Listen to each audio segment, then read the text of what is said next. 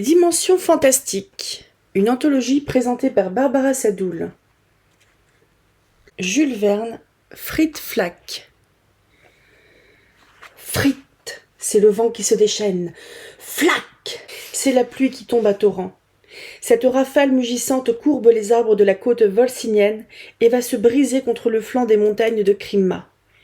Le long du littoral, de hautes roches sont incessamment rongées par les lames de cette vaste mer de la mégalocride. Frit, flac. Au fond du port se cache la petite ville de Luctrop. Quelques centaines de maisons, avec miradors verdâtres, qui les défendent tant bien que mal contre les vents du large. 4 ou 5 rues montantes, plus ravines que rues, pavées de galets, souillées de scories que projettent les cônes éruptifs de l'arrière-plan. Le volcan n'est pas loin. Le vent glore. Pendant le jour, la poussée intérieure s'épanche sous forme de vapeur sulfurée. Pendant la nuit, de minute en minute, gros vomissements de flammes. Comme un phare, d'une portée de 150 kertz, le vent glore signale le port de Luctrop aux caboteurs Felzan, Verlich ou Balanze, dont l'étrave scie les eaux de la mégalocride. De l'autre côté de la ville s'entassent quelques mines de l'époque crimérienne. Puis, un faubourg d'aspect arabe, une casbah, à murs blancs, à toits ronds, à terrasses dévorées du soleil. Amoncellement de cubes de pierre jetés au hasard. Vrai tas de dés à jouer, dont les points se seraient effacés sous la patine du temps. Entre autres, on remarque le 6-4, nom donné à une construction bizarre avec une toiture carrée, ayant 6 ouvertures sur une face, 4 sur l'autre. Un clocher domine la ville, le clocher carré de Sainte-Philphilène, avec cloche suspendue dans l'entrefend des murs et que l'ouragan met quelquefois en branle. Mauvais signe. Alors on a peur dans le pays. Tel est Luctrop. Puis des habitations, des huttes misérables, éparses dans la campagne, au milieu des genêts et des bruyères. Passime, comme en Bretagne. Mais on n'est pas en Bretagne. Est-on en France ? Je ne sais. En Europe ? Je l'ignore. En tout cas, ne cherchez pas Luctrop sur la carte, même dans l'atlas de Stiller. Froc. Un coup discret a été frappé à l'étroite porte du 6-4, percée dans l'angle gauche de la rue Messaglière. C'est une maison des plus confortables, si toutefois ce mot doit avoir cours à Luctrop. Une des plus riches, si de gagner bon an mal an quelques milliers de Fretzer, constitue la richesse. Au froc a répondu un de ces aboiements sauvages, dans lesquels il y a du hurlement, ce qui serait l'aboiement d'un loup. Puis, une fenêtre à guillotine s'ouvre au-dessus de la porte du 6-4. « À tous les diables, les importuns !» dit une voix de méchante et désagréable humeur. Une jeune fille, grelottant sous la pluie, enveloppée d'une mauvaise cape, demande si le docteur Trifulgas est à la maison. « Il y est ou n'y est pas, c'est selon. » « Je viens pour mon père, qui se meurt. »« Où se meurt-il ?»« Du côté du Val Carniou, à 4 kertz d'ici. Et il se nomme Vort Cartif. » Un homme dur, ce docteur Trifulgas, peu compatissant, ne soignant que contre espèce, versé d'avance. Son vieux Urtzoff, un métis de bouledogue et d'épagnol, aurait eu plus de cœur que lui. La maison du 6-4, inhospitalière aux pauvres gens, ne s'ouvrait que pour les riches. D'ailleurs, c'était tarifé. Tant pour une typhoïde, tant pour une congestion, tant pour une péricardite et autres maladies que les médecins inventent par douzaines. Or, le craquelinier Vort Cartif était un pauvre homme, d'une famille misérable. Pourquoi le docteur Trifulgas se serait-il dérangé ? Et par une nuit pareille ? « Rien que de m'avoir fait lever, » murmura-t-il en se couchant, « ça valait bien 10 Fretzer. » 20 minutes s'étaient à peine écoulées que le marteau de fer frappait encore lui du 6-4. Tout maugréant, le docteur quitta son lit et penché hors de la fenêtre. « Qui va là ?» cria-t-il. « Je suis la femme de Vort Cartif. »« Le craquelinier du Valcarniou ?»« Oui, et si vous refusez de venir, il mourra. »« Eh bien, vous serez veuve. »« Voici 20 Fretzer. » 20 Fretzer, pour aller au Valcarniou, à 4 kertz d'ici. Par grâce. Au diable. Et la fenêtre se referma. 20 Fretzer, La belle aubaine. Risquer un rhume ou une courbature pour 20 Fretzer, surtout quand le lendemain on est attendu à Kiltreno chez le riche Hetzingoff, le goutteux, dont on exploite la goutte à 50 Fretzer par visite.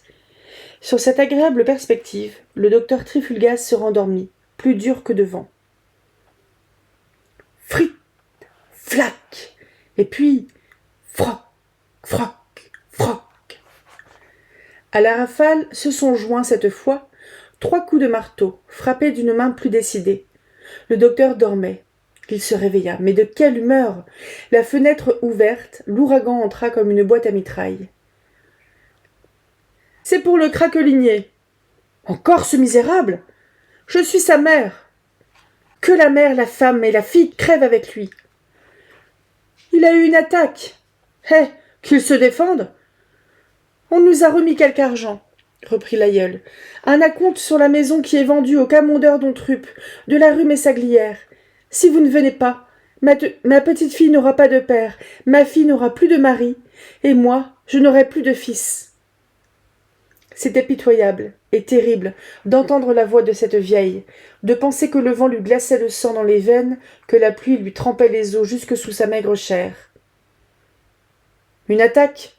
C'est 200 Fretzer, répondit le sans-cœur Trifulgas. Nous n'en avons que 120. Bonsoir. Et la fenêtre de se refermer. Mais après réflexion, 120 Fretzer pour 1h30 de course, plus une demi-heure de visite, cela fait encore 60 Fretzer l'heure, 1 Fretzer par minute. Petit profit, point à dédaigner pourtant.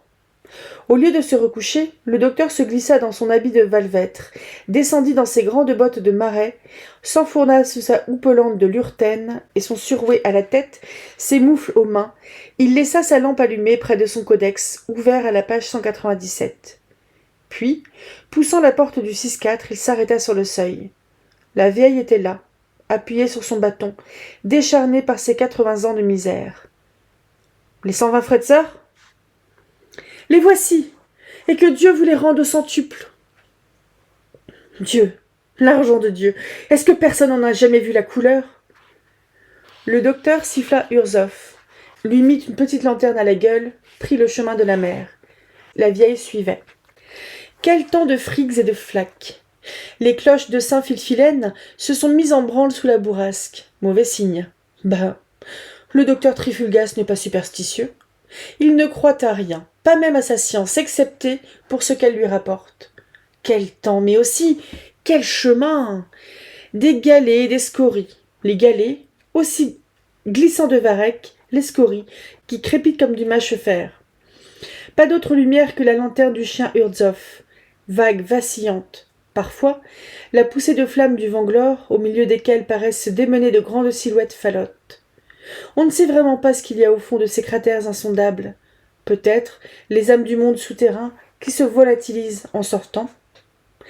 Le docteur et la vieille suivent le contour des petites baies du littoral. La mer est blanche d'un blanc livide, un blanc de deuil. Elle brasille en sécrétant à la ligne phosphorescente du ressac, qui semble verser des vers luisants sur la grève. Tous deux remontent ainsi jusqu'au détour du chemin, entre les dunes vallonnées, dont les genêts et les joncs s'entrechoquent avec un cliquetis de baïonnettes. Le chien s'était rapproché de son maître et semblait lui dire « Hein, 120 Fretzer à mettre dans le coffre-fort, c'est ainsi que l'on fait fortune. Une mesure de plus à l'enclos de vigne, un plat de plus au souper du soir, un pâté de plus au Fital Urzoff. Soignons les riches malades et saignons-les à leur bourse. » En cet endroit, la vieille s'arrête. De son doigt tremblant, elle montre, dans l'ombre, une lumière rougeâtre. C'est la maison de Vort Cartif, le craquelinier. « Là ?» fait le docteur. « Oui, » répond la vieille. « Harwa !» pousse le chien Urzoff. Tout à coup, le Vanglore détonne, secoué jusque dans les contreforts de sa base. Une gerbe de flammes fuligineuses monte jusqu'au zénith, trouant les nuages. Le docteur Trifulgas a été renversé du coup. Il jure comme un chrétien, se relève, regarde. La vieille n'est plus derrière lui. A-t-elle disparu dans quelque entr'ouverture du sol, ou s'est-elle envolée à travers le flottement des brumes? Quant au chien, il est toujours là, debout sur ses pattes de derrière, la gueule ouverte, sa lanterne éteinte. Allons toujours, murmure le docteur Trifulgas. L'honnête homme a reçu ses 120 fretzers. Il faut bien les gagner. Plus qu'un point lumineux, à une demi-quertz. C'est la lampe du mourant, du mort peut-être. Voilà bien la maison du craquelinier. L'aïeul l'a indiqué du doigt. Pas d'erreur possible. Au milieu des frites sifflant, des flaques crépitant, dans le brouhaha de la tourmente, le docteur Trifulgas marche à pas pressés. À mesure qu'il s'avance, la maison se dessine mieux, étant isolée au milieu de la lande. Il est singulier d'observer combien elle ressemble à celle du docteur, au 6-4 de Luctrop. Même disposition de fenêtre sur sa façade, même petite porte cintrée. Le docteur Trifulgas se hâte aussi rapidement que le permet la rafale. La porte est entr'ouverte, il n'a qu'à la pousser. Il la pousse, il entre, et le vent la referme sur lui, brutalement. Le chien Urtsov, dehors, hurle, se taisant par intervalles, comme les chantres entre les versets d'un psaume des 40 heures. C'est étrange. On dirait que le docteur Trifulgas est revenu dans sa propre maison. Il ne s'est pas égaré, cependant. Il n'a point fait un détour. Il est bien au Val Carnew, non à Luctrop. Et pourtant, même corridor, bas et voûté, même escalier de bois tournant, à grosses rampes, usées de frottements de mains. Il monte, il arrive au palier. Devant la porte, une faible lueur filtre en dessous, comme au 6-4. Est-ce une hallucination? Dans la lumière vague, il reconnaît sa chambre, le canapé jaune, à droite, le bahut en vieux poirier, à gauche, le coffre-fort bardé, où il comptait déposer ses 120 fretzers. Voilà son fauteuil à oreillons de cuir, voilà sa table à pied tors, et dessus, près de la lampe qui se meurt, son codex, ouvert à la page 197. « Qu'ai-je donc » murmure-t-il. Ce qu'il a? Il a peur. Sa pupille s'est dilatée, son corps s'est comme contracté, amoindri. Une transsudation glacée refroidit sa peau, sur laquelle il sent courir de rapides horripilations. Mais hâte-toi donc. Faute d'huile, la lampe va s'éteindre. Le moribond aussi. Oui, le lit est là. Son lit, à colonnes, à baldaquin, aussi long que large, fermé de courtines à grands ramages. Est-il possible que ce soit là le grabat d'un misérable craquelinier? D'une main qui tremble, le docteur Trifulgas saisit les rideaux. Il les ouvre, il regarde. Le moribond, sa tête hors des couvertures, est immobile, comme au bout de sa dernière respiration. Le docteur se penche sur lui. Ah, quel cri, auquel répond en dehors un sinistre aboiement du chien. Le moribond? Ce n'est pas le craquelinier, fort cartif. C'est le docteur Trifulgas. C'est lui que la congestion a frappé, lui-même. Une apoplexie cérébrale, avec brusque accumulation de sérosité dans les cavités du cerveau, avec paralysie du corps au côté opposé à celui où se trouve le siège de la lésion. Oui, c'est lui, pour qui on est venu le chercher, pour qui on a payé 120 fretzers, lui, qui par sa dureté de cœur refusait d'aller soigner le craquelinier pauvre, lui qui va mourir. Le docteur Trifulgas est comme fou. Il se sent perdu. Les accidents croissent de minute en minute. Non seulement toutes les fonctions de relation se suppriment en lui, mais les mouvements du cœur et de la respiration vont cesser. Et pourtant, il n'a pas encore entièrement perdu la connaissance de lui-même. Que faire? Diminuer la masse du sang, au moyen d'une émission sanguine? Le docteur Trifulgas est mort. S'il hésite... On saignait encore dans ce temps-là. Et comme à présent, les médecins guérissaient de l'apoplexie tous ceux qui ne devaient pas en mourir. Le docteur Trifulgas saisit sa trousse, tire sa lancette, pique la veine du bras de son sosie. Le sang ne vient pas à son bras. Il lui fait d'énergiques frictions à la poitrine. Le jeu de la sienne s'arrête. Il lui brûle les pieds avec des pierres chaudes. Les siens se refroidissent. Alors son sosie se redresse, se débat, pousse un râle suprême. Et le docteur Trifulgas, malgré tout ce qu'a pu lui inspirer la science, se meurt entre ses mains. Frit, flac. Le matin, dans la maison du 6-4, on ne trouva plus qu'un cadavre, celui du docteur Trifulgas.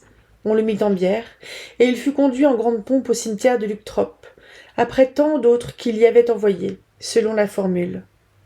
Quant au vieux Urzoff, on dit que depuis ce jour, il court la lande avec sa lanterne rallumée, hurlant aux chiens perdus. Je ne sais si cela est, mais il se passe tant de choses étranges dans ce pays de la Volsinie, précisément aux alentours de Luctrop. D'ailleurs, je le répète, ne cherchez pas cette ville sur la carte. Les meilleurs géographes n'ont pas encore pu se mettre d'accord sur sa situation, en latitude, ni même en longitude. 1884.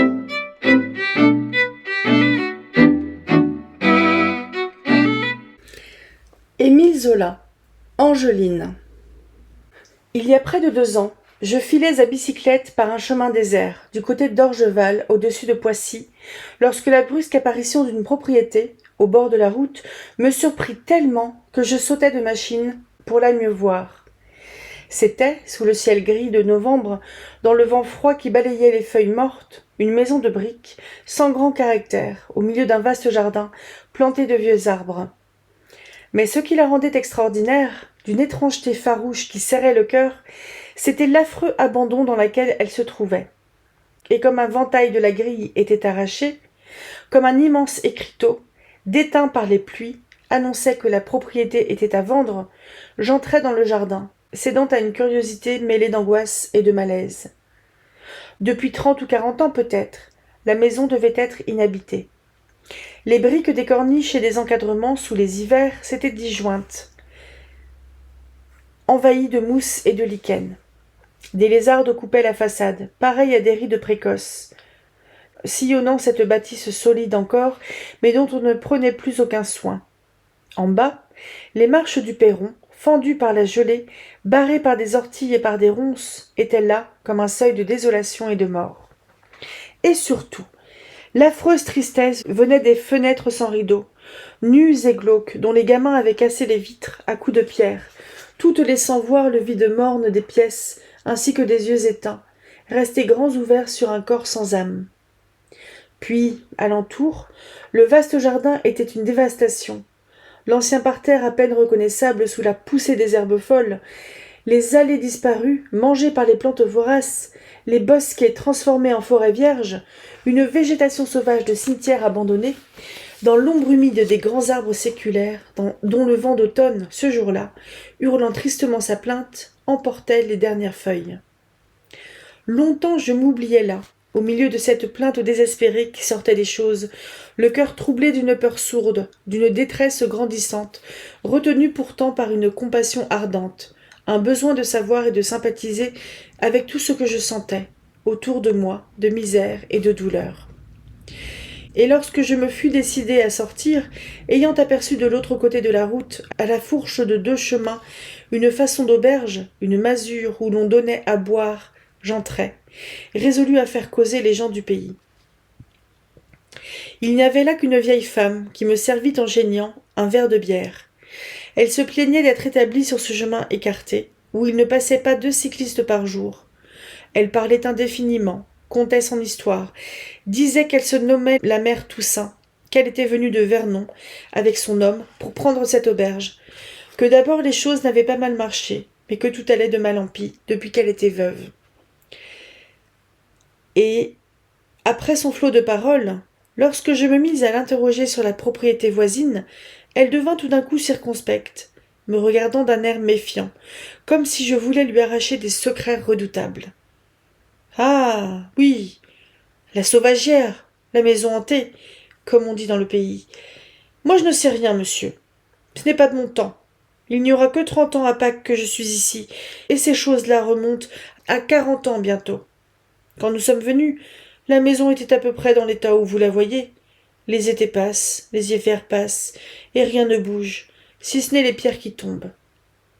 Mais enfin, demandai-je, pourquoi ne la vend-on pas, puisqu'elle est à vendre? Ah, pourquoi? Pourquoi? Est-ce que je sais? On dit tant de choses. Sans doute, je finissais par lui inspirer confiance, puis elle brûlait de me les répéter, ces choses qu'on disait. Elle me conta, pour commencer, que pas une des filles du village voisin n'aurait osé entrer à la sauvagière, après le crépuscule, parce que le bruit courait qu'une pauvre âme y revenait la nuit. Et comme je m'étonnais que si près de Paris une pareille histoire pût encore trouver quelque créance, elle haussa les épaules, voulut d'abord faire l'âme forte, laissa voir ensuite sa terreur inavouée. « Il y a pourtant des faits, monsieur. Pourquoi ne vend-on pas ? J'en ai vu venir des acquéreurs, et tous s'en sont allés plus vite qu'ils ne sont venus. Jamais on n'a vu reparaître un seul. Eh bien, ce qui est certain, c'est que dès qu'un visiteur ose se risquer dans la maison, il s'y passe des choses extraordinaires. Les portes battent, se referment toutes seules avec fracas, comme si un vent terrible soufflait. Des cris, des gémissements, des sanglots montent des caves, et si l'on s'entête, une voix déchirante jette ce cri continu. « Angeline ! Angeline ! Angeline !» dans un appel d'une telle douleur qu'on en a les os glacés. Je vous répète que c'est prouvé. Personne ne vous dira le contraire. J'avoue que je commençais à me passionner, pris moi-même d'un petit frisson froid sous la peau. Mais cette Angeline, qui est-ce donc ? Ah, monsieur, il faudrait tout vous conter. Encore un coup, moi, je ne sais rien. Cependant, elle finit par tout me dire. Il y avait 40 ans, vers 1858, au moment où le Second Empire triomphant était en continuelle fête, monsieur de G, qui occupait une fonction aux Tuileries, perdit sa femme, dont il avait une fillette d'une dizaine d'années, Angeline, un miracle de beauté, vivant portrait de sa mère.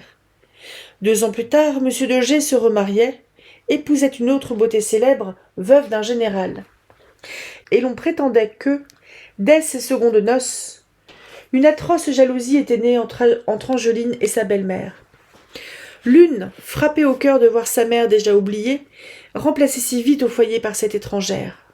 L'autre, obsédée, affolée, d'avoir toujours devant elle ce vivant portrait d'une femme qu'elle craignait de ne pouvoir faire oublier.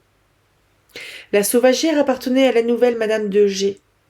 Et là, un soir, en voyant le père embrasser passionnément sa fille, elle aurait, dans sa démence jalouse, frappé l'enfant d'un tel coup, que la pauvre petite serait tombée morte, la nuque brisée. Puis, le reste devenait effroyable.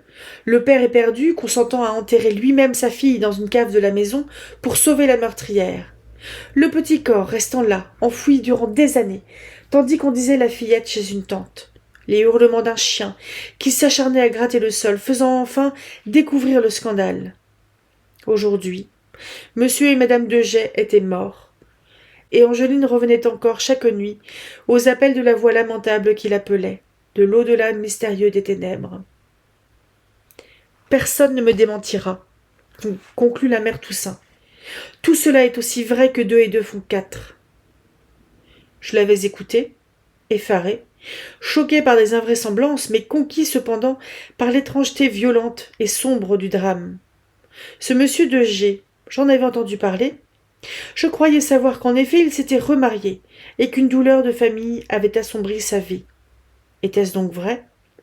Quelle histoire tragique et attendrissante, toutes les passions humaines remuées, exaspérées jusqu'à la démence, le crime passionnel le plus terrifiant qu'on pût voir, une fillette belle comme le jour, adorée, et tuée par la marâtre, et ensevelie par le père dans son coin de cave. C'était trop beau d'émotion et d'horreur. J'allais questionner encore, discuter. Puis, je me demandais, à quoi bon ? Pourquoi ne pas emporter dans sa fleur d'imagination populaire ce conte effroyable ? Comme je remontais à bicyclette, je jetai un dernier coup d'œil sur la sauvagière. La nuit tombait. La maison en détresse me regardait de ses fenêtres vides et troubles, pareilles à des yeux de morte, pendant que le vent d'automne se lamentait dans les vieux arbres. Pourquoi cette histoire se fixa-t-elle dans mon crâne, jusqu'à devenir une obsession, un véritable tourment ? C'est là un de ces problèmes intellectuels difficiles à résoudre. J'avais beau me dire que de pareilles légendes courent la campagne, que celle-ci ne présentait en somme aucun intérêt direct pour moi. Malgré tout, l'enfant morte me hantait, cette Angeline délicieuse et tragique qu'une voix éplorée appelait chaque nuit, depuis 40 ans, à travers les pièces vides de la maison abandonnée. Et pendant les 2 premiers mois de l'hiver, je fis des recherches. Évidemment, si peu qu'une telle disparition, une aventure à ce point dramatique, eût transpiré au dehors. Les journaux du temps avaient dû en parler. Je fouillai les collections à la Bibliothèque nationale, sans rien découvrir, pas une ligne ayant trait à une semblable histoire. Puis j'interrogeai des contemporains, des hommes des Tuileries. Aucun ne put me répondre nettement. Je n'obtins que des renseignements contradictoires, si bien que j'avais abandonné tout espoir d'arriver à la vérité, sans cesser d'être en proie au tourment du mystère, lorsqu'un hasard me mit, un matin, sur une piste nouvelle.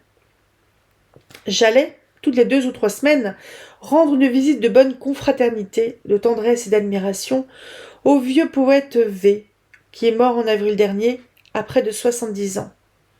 Depuis de longues années déjà, une paralysie des jambes le tenait cloué sur un fauteuil dans son petit cabinet de travail de la rue d'Assas, dont la fenêtre donnait sur le jardin du Luxembourg.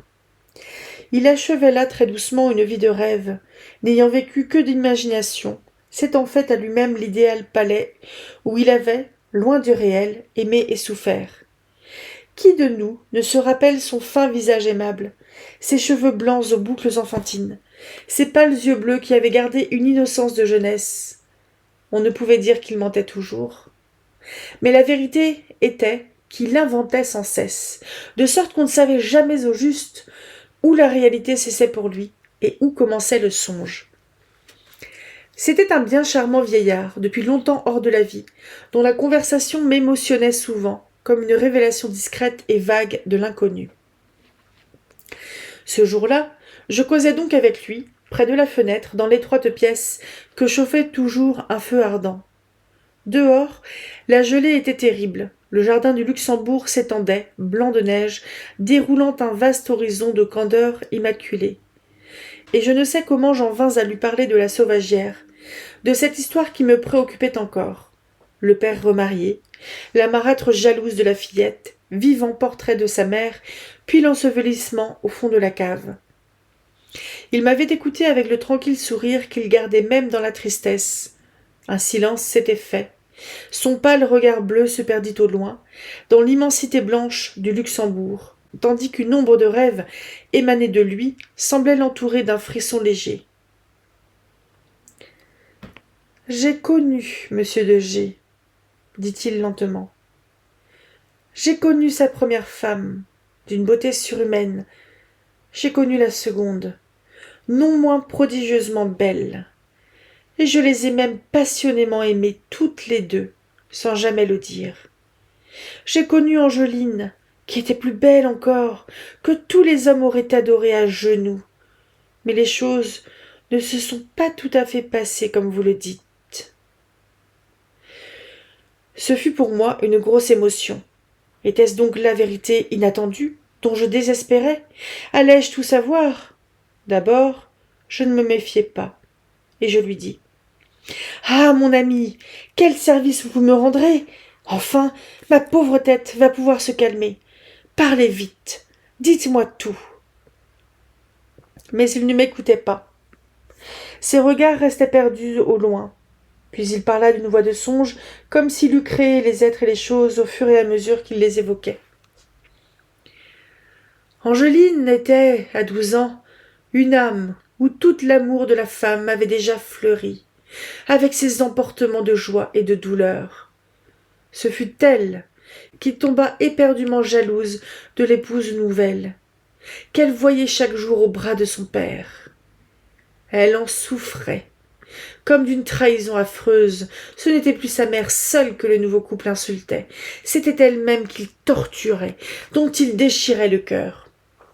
Chaque nuit, elle entendait sa mère qui l'appelait de son tombeau, et une nuit, pour la rejoindre, souffrant trop, mourant de trop d'amour, cette fillette de 12 ans s'enfonça un couteau dans le cœur. Je jetai un cri. « Grand Dieu! Est-ce possible? » « Quelle épouvante et quelle horreur! » continua-t-il sans m'entendre. « Lorsque le lendemain, monsieur et madame de G trouvèrent Angeline dans son petit lit, avec ce couteau jusqu'au manche en pleine poitrine. Ils étaient à la veille de partir pour l'Italie. Il n'y avait même plus là qu'une vieille femme de chambre qui avait élevé l'enfant. Dans leur terreur qu'on pût les accuser d'un crime, ils se firent aider par elle. Ils enterrèrent en effet le petit corps, mais en un coin de la serre qui est derrière la maison, au pied d'un oranger géant. Et on l'y trouva, le jour où, les parents morts, la vieille bonne conta cette histoire. Des doutes m'étaient venus. Je l'examinais, pris d'inquiétude, me demandant s'il n'inventait pas. « Mais, lui demandai-je, croyez-vous donc aussi qu'Angeline puisse revenir chaque nuit au cri déchirant de la voix mystérieuse qui l'appelle ?» Cette fois il me regarda. Il se mit à sourire d'un air indulgent. « Revenir, mon ami. Tout le monde revient. Pourquoi ne voulez-vous pas que l'âme de la chère petite morte habite encore les lieux où elle a aimé et souffert? Si l'on entend une voix qui l'appelle, c'est que la vie n'a pas encore recommencé pour elle, et elle recommencera. Soyez-en sûrs, car tout recommence. Rien ne se perd, pas plus l'amour que la beauté. Angeline, Angeline, Angeline, et elle renaîtra dans le soleil et dans les fleurs. » Décidément, ni la conviction ni le calme ne se faisaient en moi. Mon vieil ami V, le poète enfant, ne m'avait même apporté que plus de troubles. Il inventait sûrement. Cependant, comme tous les voyants, peut-être devinait-il. « C'est bien vrai, tout ce que vous me racontez là ?» osai-je lui demander, en riant. Il s'égaya doucement à son tour. « Mais certainement, c'est vrai. Est-ce que tout l'infini n'est pas vrai ?» Ce fut la dernière fois que je le vis, ayant dû m'absenter de Paris quelque temps après. Je le revois encore, avec son regard songeur, perdu sur les nappes blanches du Luxembourg, si tranquille dans la certitude de son rêve sans fin, tandis que moi, le besoin de fixer à jamais la vérité, toujours fuyante, me dévore. 18 mois se passèrent.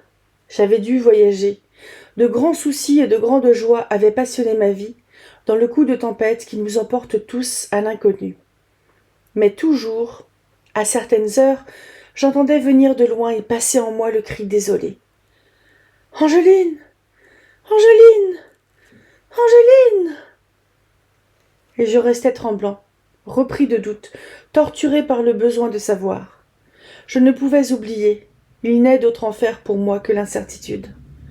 Je ne pus dire comment, par une admirable soirée de juin, je me retrouvai à bicyclette dans le chemin écarté de la Sauvagière. Avais-je formellement voulu la revoir ? Était-ce un simple instinct qui m'avait fait quitter la grande route pour me diriger de ce côté ? Il était près de 8 heures, mais le ciel, à ces plus longs jours de l'année, rayonnait encore d'un coucher d'astre triomphal, sans un nuage, tout un infini d'or et d'azur. Et quel air léger et délicieux, quelle bonne odeur d'arbres et d'herbage, quelle tendre allégresse dans la paix immense des champs. Comme la première fois, devant la Sauvagière, la stupeur me fit sauter de machine. J'hésitai un instant. Ce n'était plus la même propriété. Une belle grille neuve luisait au soleil couchant. On avait relevé les murs de clôture et la maison, que je voyais à peine parmi les arbres, me semblait avoir repris une gaieté riante de jeunesse. Était-ce donc la résurrection annoncée ? Angeline était-elle revenue à la vie, aux appels de la voix lointaine ?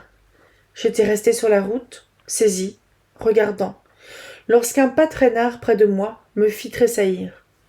C'était la mère Toussaint, qui ramenait sa vache d'une luzerne voisine. « Ils n'ont donc pas eu peur, ceux-là ?» dis-je, en désignant la maison du geste. Elle me reconnut. Elle arrêta sa bête. « Ah, monsieur, il y a des gens qui marcheraient sur le bon Dieu. Voilà plus d'1 an déjà que la propriété a été achetée. Mais c'est un peintre qui a fait ce coup-là. Le peintre B. Et vous savez, ces artistes, c'est capable de tout. » Puis, elle emmena sa vache, en ajoutant, avec un hochement de tête, « Enfin, faudra voir comment ça tourne. » Le peintre B, le délicat et ingénieux artiste qui avait peint tant d'aimables parisiennes. Je le connaissais un peu, nous échangions des poignées de main dans les théâtres, dans les salles d'exposition, partout où l'on se rencontre. Et brusquement, une irrésistible envie me prit d'entrer, de me confesser à lui, de le supplier de me dire ce qu'il savait de vérité, sur cette sauvagière dont l'inconnu m'obsédait. Et sans raison, sans m'arrêter à mon costume poussiéreux de cycliste, que l'usage commence à tolérer d'ailleurs, je roulai ma bicyclette jusqu'au tronc moussu d'un vieil arbre. Au tintement clair de la sonnette, dont le ressort battait à la grille, un domestique vint, à qui je remis ma carte, et qui me laissa un instant dans le jardin. Ma surprise grandit encore, lorsque je jetai un regard autour de moi. On avait réparé la façade, plus de lézardes, plus de briques disjointes.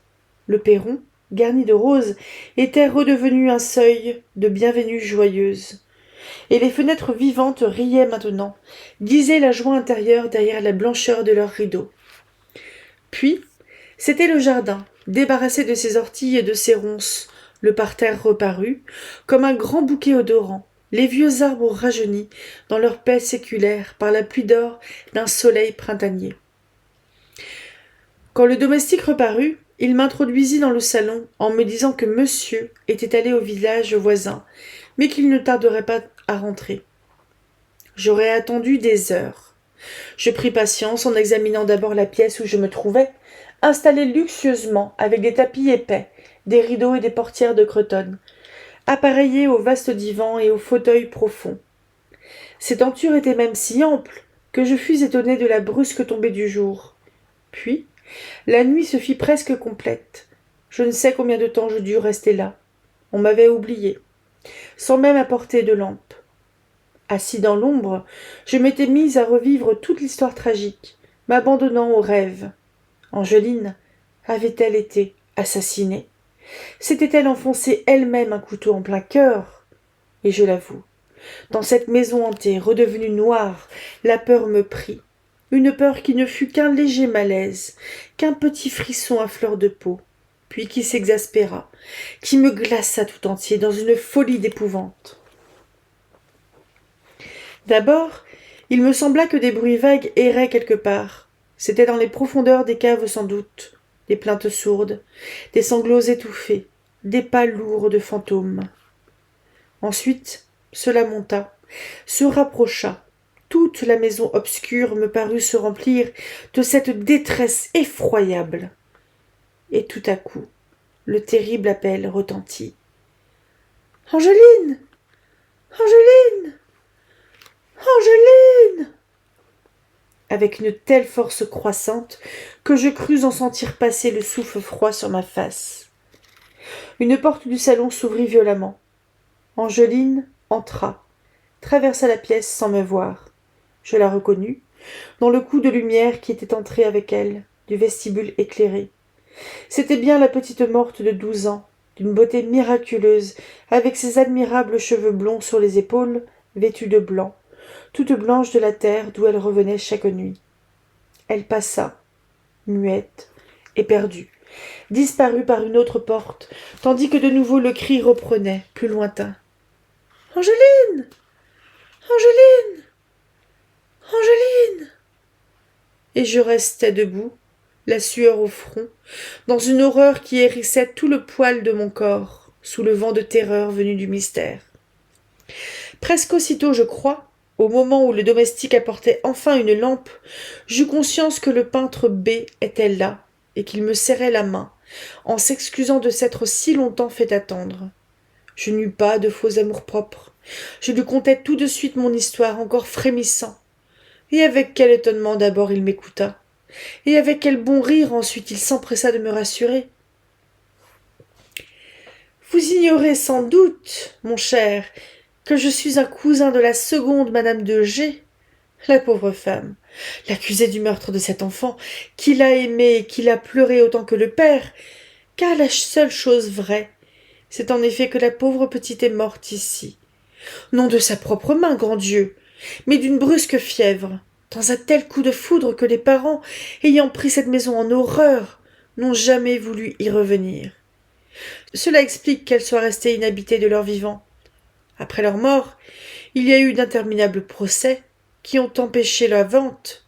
Je la désirais, je la guettais pendant de longues années, et je vous assure que nous n'y avons encore vu aucun revenant.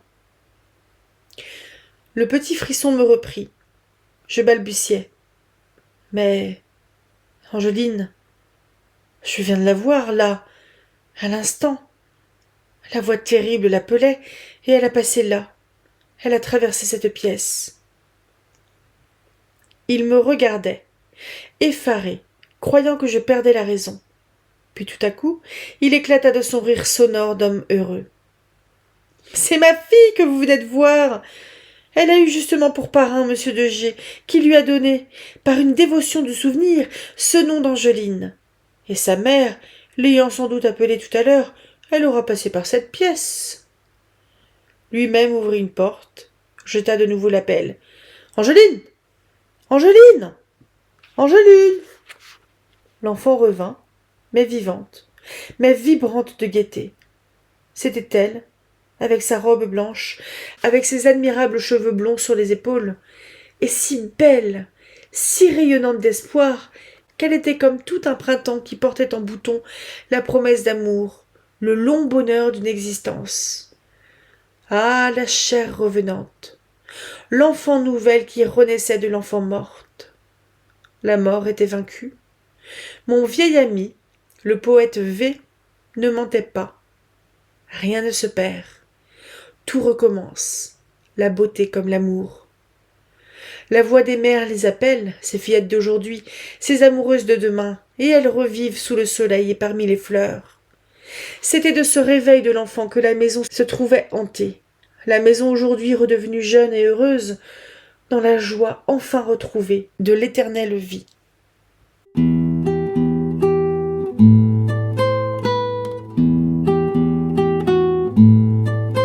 Bonjour et bienvenue dans le dernier vlog lecture qui concerne ce livre, parce que donc il va rester quelques nouvelles et je me suis trompée, parce que j'avais prévu de lire la nouvelle d'Oscar Wilde qui s'appelle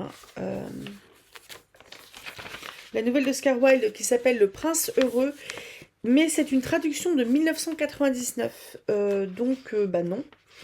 Ce qui veut dire que il me reste, je crois,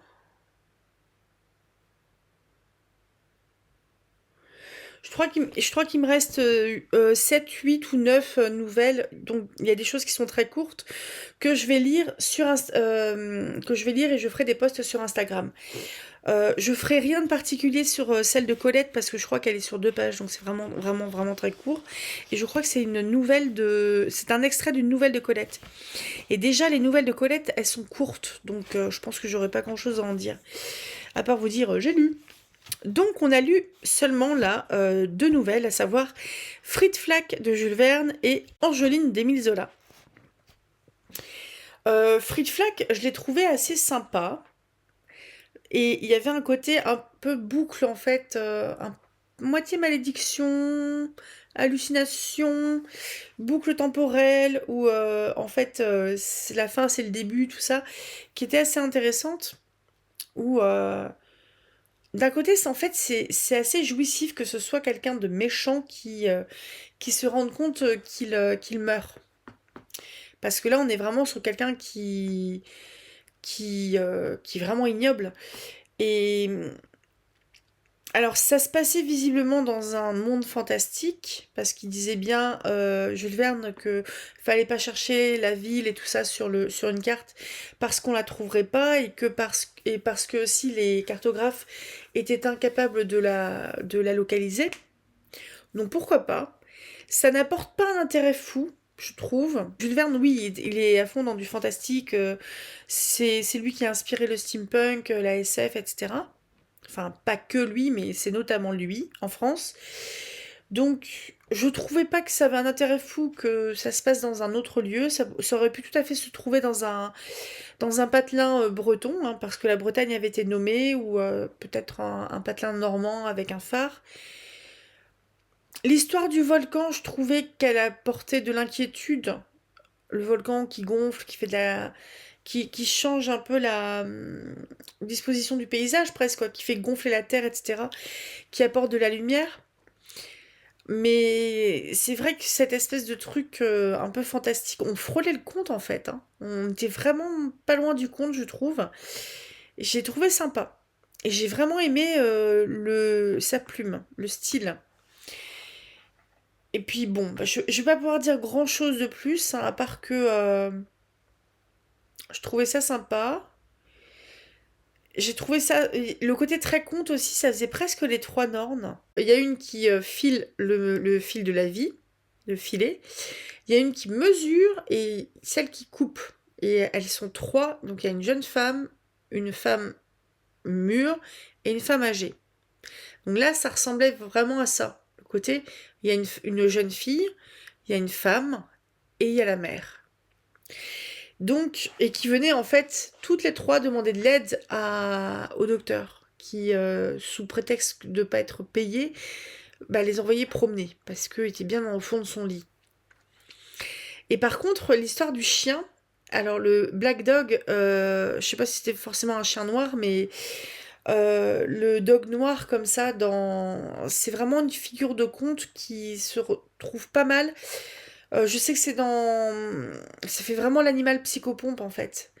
Donc les animaux psychopompes, c'est ceux qui vont accompagner les gens dans le passage de la vie à la mort et qui les accompagnent vers l'au-delà en gros. Et les psychopompes dans les mythologies celtiques, donc plutôt Royaume-Uni, Bretagne, sans doute aussi Galice.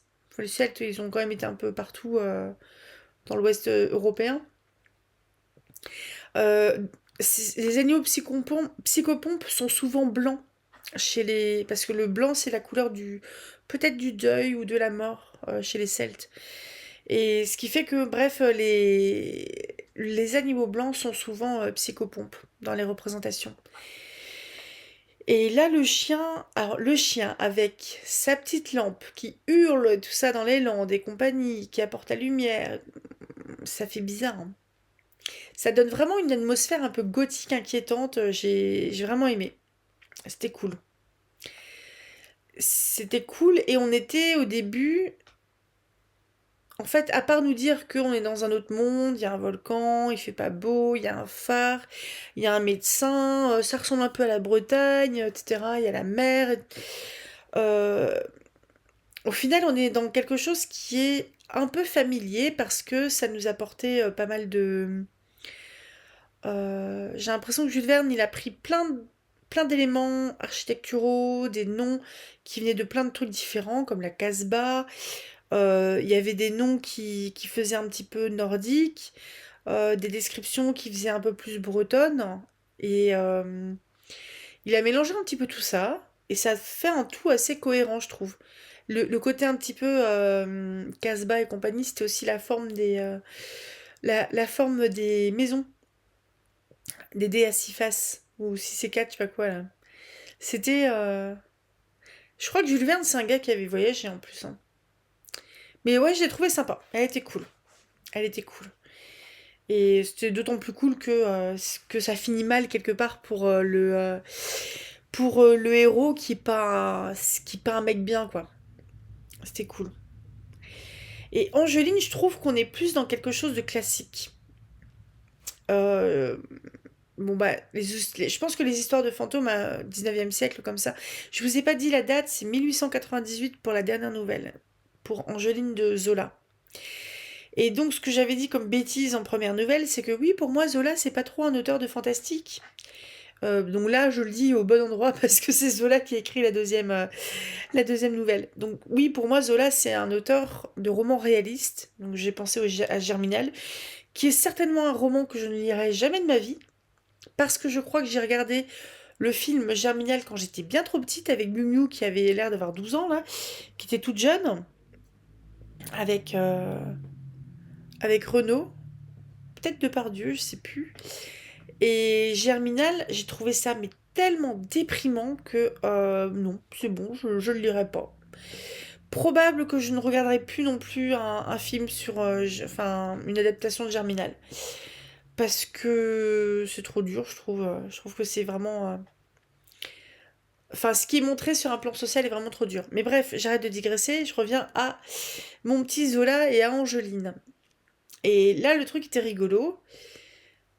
C'est le gars qui passe, qui repère une maison abandonnée, qui va du coup discuter avec la voisine, et qui apprend donc qu'il y a une histoire de fantôme. Et bon, après, c'est une maison abandonnée et tout ça. Il fait des recherches, il trouve une autre version, donc la pauvre Angeline a été tuée, puis la pauvre Angeline s'est donné la mort, et puis ça finit que tout le monde est mort et tout ça. Et là, boum, nouvelle maison, enfin maison rénovée, et nouvelle version en fait. Au final, non, c'est de la fièvre. Quelque part, on peut se dire, peut-être que la personne âgée, Madame Toussaint déjà, peut-être que Madame Toussaint, elle a voulu monter un petit peu un truc aux touristes de passage. Ça peut se faire, ça. De dire aux touristes de passage que oui, bah évidemment, cette maison, elle est hantée.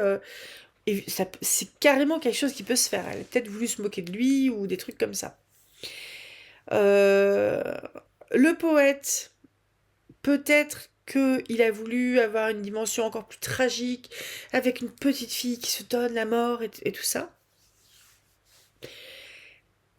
Et enfin, si on reste sur un côté réaliste, avec une mort un peu pas très claire, pas très nette, et que là, c'est le cousin qui a racheté la maison, qui a sa fille qui s'appelle pareil, que la petite qui est morte, et donc le cousin de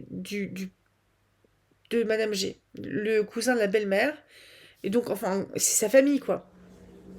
Vous croyez vraiment qu'il va aller confirmer à un étranger quand même que, bah oui, en fait, bon, fantôme ou pas fantôme, moi j'en ai peut-être pas vu, mais vous croyez vraiment qu'il va aller confirmer un meurtre ou un suicide? On est à la toute fin du 19e siècle. Je pense même que de nos jours, en gros, si quelqu'un vient vous demander, bah tiens, en fait, c'est vrai ce qu'on dit, qu'il s'est passé ça dans votre famille? Mais bien sûr, ça occupe-toi de tes fesses, quoi. Bon, après, c'était 40 ans auparavant, donc ça remonte à loin, mais quelque part, je me dis, le mec, enfin, le héros, là, le témoin, a tout à fait pu se faire balader par tout le monde. Et, mais j'aime bien le fait qu'on sache pas si c'est son imagination qui s'emballe, si c'était, mais parce que des fois on le fait honnêtement, si on se trouve dans un endroit qui est un peu flippant, ou si on se trouve dans un endroit qui a une histoire qu'on connaît, ou qu'on essaye de deviner. J'ai jamais rien vécu de particulier dans cet endroit-là, mais moi je sais que j'avais visité les Tunnel Wars à Jersey.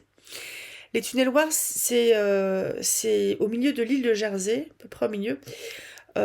Jersey, c'est une île anglo-normande qui est indépendante, qui a un régime encore médiéval, je sais pas quoi. Ils sont indépendants. Et bref, pendant la Seconde Guerre mondiale, il y avait le mur de l'Atlantique, si je me trompe pas, et les Allemands étaient persuadés que s'il y avait un débarquement, ça serait par Jersey. Ce qui fait qu'ils ont occupé les lieux. Sauf que Jersey, c'est pas grand. Donc, Jersey, il y avait un Allemand pour 4 habitants. 4 Jersiais. Ce qui fait que bah, les Juifs, il y avait quelques Juifs qui étaient présents là-bas, bah, ils ont essayé de s'échapper, de partir, peut-être éventuellement sur le continent, ou à Guernesey, ou à Aurigny. Donc Guernesey, c'est encore plus petit, Aurigny, c'est vraiment très très petit. Aurigny, c'est habité, il me semble. Et les Allemands, ils ont voulu construire comment dire, un hôpital souterrain. Je pense que c'était pour éviter les bombardements.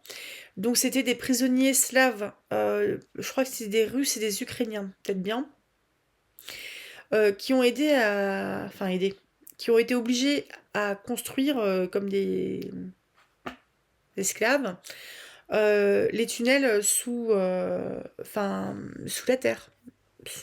C'est un peu un tunnel quoi. Et on se retrouve donc avec des lieux qui sont petits, ça fait des caves en fait, c'est méga, il fait super froid là-dedans. Et je trouve que c'est hyper touchant parce qu'en fait vous allez retrouver des objets qui ont appartenu aux personnes qui ont été là, à des Jersiais de l'époque.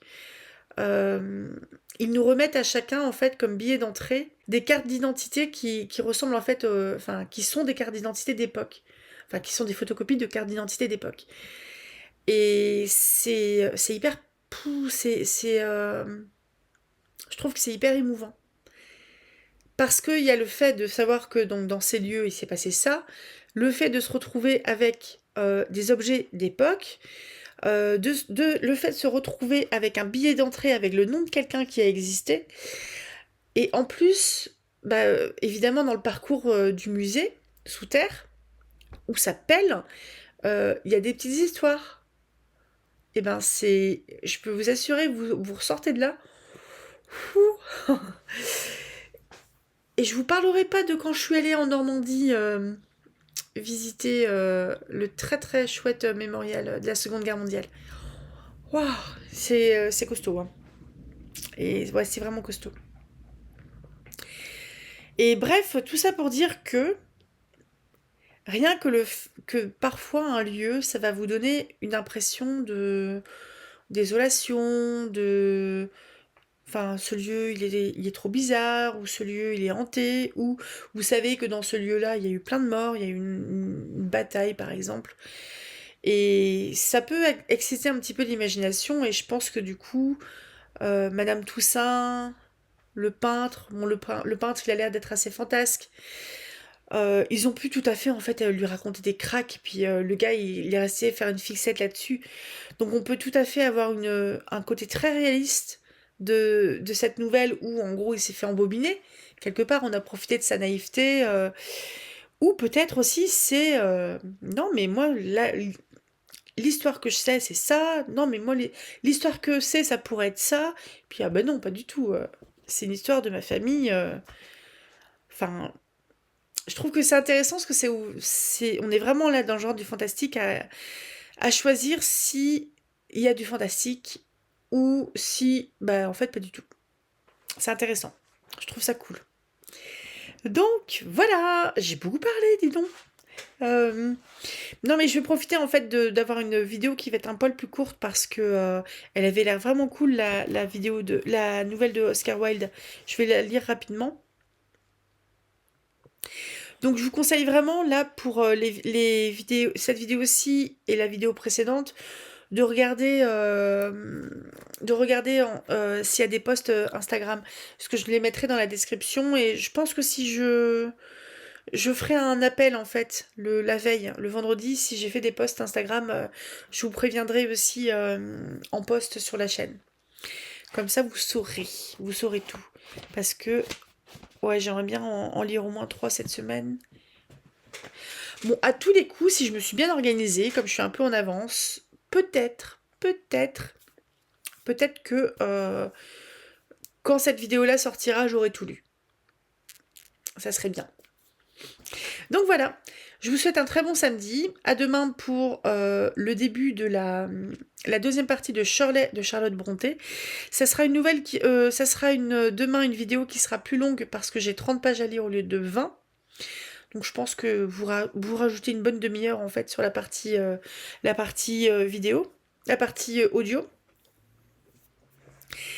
Et comme je tourne en avant, je sais toujours pas ce que je veux faire mercredi, donc vous verrez, surprise. Je vous souhaite un très bon samedi, passez un très bon week-end, très bonne semaine par la suite.